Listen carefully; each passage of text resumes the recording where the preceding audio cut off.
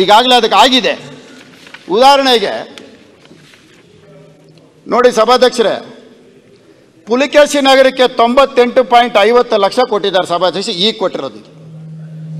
ಸರ್ವಜ್ಞ ನಗರಕ್ಕೆ 113 ಕೋಟಿ, ಶಾಂತಿನಗರಕ್ಕೆ 118 ಕೋಟಿ, ಶಿವಾಜಿ ನಗರ 75 ಕೋಟಿ 89 ಲಕ್ಷ, ಗೋವಿಂದರಾಜ ನಗರಕ್ಕೆ 51 ಕೋಟಿ 44 ಲಕ್ಷ, ಬ್ಯಾಟರಾಯನಪುರಕ್ಕೆ 121.63 ಲಕ್ಷ, ಚಾಮರಾಜಪೇಟೆ 102.64 ಲಕ್ಷ, BTM ಲೇಔಟು 111.8 ಲಕ್ಷ, ಹೆಬ್ಬಾಳ 109.27 ಲಕ್ಷ, ಗಾಂಧಿನಗರ 108.44 ಲಕ್ಷ, ಯಶವಂತಪುರ ವಿಧಾನಸಭಾ ಕ್ಷೇತ್ರಕ್ಕೆ 104 ಕೋಟಿ 93 ಲಕ್ಷ.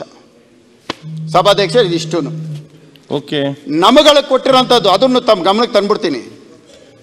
ದಾಸರಳ್ಳಿಗೆ 43 ಲಕ್ಷ, ಜಯನಗರಕ್ಕೆ 50 ಲಕ್ಷ, ಚಿಕ್ಕಪೇಟೆಗೆ 29 ಲಕ್ಷ, ರಾಜರಾಜೇಶ್ವರಿ ನಗರ ಸಭಾಧ್ಯಕ್ಷರೇ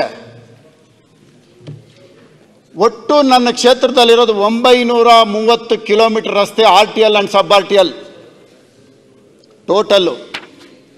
ಒಟ್ಟು ಇರ್ತಕ್ಕಂಥದ್ದು ನಮ್ಮ ಒಂದೇ ಒಂದು ವಾರ್ಡ್ ಹೇಳ್ತೀನಿ 224 ಕಿಲೋಮೀಟರ್ ಇದೆ ಸಭಾಧ್ಯಕ್ಷ. 45 ಸ್ಕ್ವೇರ್ ಕಿಲೋಮೀಟರ್ ನಮ್ಮ ರಾಜರಾಜೇಶ್ವರಿ ನಗರ ವಿಧಾನಸಭಾ ಕ್ಷೇತ್ರ, 5 ಲಕ್ಷ ಜನಸಂಖ್ಯೆ ಇರತಕ್ಕಂಥ ಕ್ಷೇತ್ರ. ಇಲ್ಲಿ ನನಗೆ ಕೊಟ್ಟಿರೋಂಥದ್ದು ಸಭಾಧ್ಯಕ್ಷರೇ 38 ಕೋಟಿ. ಸಭಾಧ್ಯಕ್ಷರೇ ಹೇಳಿ ಯಾವ ರೀತಿ ನಾನು ಕ್ಷೇತ್ರನ ಜನರಿಗೆ ಉತ್ತರ ಹೇಳಬೇಕು.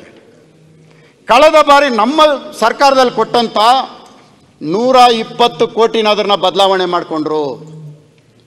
ಬದಲಾವಣೆ ಮಾಡಿದಾಗ ನಾನು ಉಪವಾಸ ಸತ್ಯಾಗ್ರಹ ಕುಂತ್ಕೊಂಡೆ. ರಾಜ್ಯಪಾಲರ ಭಾಷೆ ಬರಬೇಕು. ಉಪವಾಸ ಸತ್ಯಾಗ್ರಹ ಕುಂತು ನಮ್ಮ ಉಪಮುಖ್ಯಮಂತ್ರಿಗಳ ಕಾಲು ಸಹ ಹಿಡ್ಕೊಂಡಿದ್ದೀನಿ ಸಭಾಧ್ಯಕ್ಷರೇ, ನಮ್ಮ ಕ್ಷೇತ್ರದ ಅನುದಾನ ವಾಪಸ್ ಕೊಡಿ ಅಂತ. ನಾನೇನು ಮಾಡ್ಬೇಕು ಹೇಳಿ ಸಭಾಧ್ಯಕ್ಷರೇ? ದಯವಿಟ್ಟು ತಮ್ಮಲ್ಲಿ ಒಂದು ಮನವಿ ಮಾಡ್ತೇನೆ. ಬೆಂಗಳೂರು ನಗರಕ್ಕೆ ಮುಖ್ಯಮಂತ್ರಿಗಳು ನನಗೆ ಅಂತ ನಮಗಿಷ್ಟೇ ಕೊಡಲಿ, ನಮಗೆ ಕೊಡಲಿಲ್ಲ ಅಂದರೂ ಚಿಂತೆ ಇಲ್ಲ. ಕಾಂಗ್ರೆಸ್ MLAಗಳಿಗೆ ಕೊಡಲಿ, ಬೆಂಗಳೂರಿಗೆ ಒಳ್ಳೇದು ಮಾಡಲಿ ಸಭಾಧ್ಯಕ್ಷ. ಓಕೆ, ನನ್ನ ಮನವಿ ಇಷ್ಟೇ. ಬೆಂಗಳೂರು ಸಾಕ್ತಾ ಇರೋವಂಥದ್ದು, ದುಡಿತಾ ಇರೋವಂಥದ್ದು, ಅದಕ್ಕೆ ಅನ್ಯಾಯ ಮಾಡೋದು ಬೇಡ ಸಭಾಧ್ಯಕ್ಷ. ನನಗೆ ಮಾತಾಡೋಕೆ ಅವಕಾಶ ಕೊಟ್ಟಿದ್ದಕ್ಕೆ ಧನ್ಯವಾದಗಳು ಸರ್.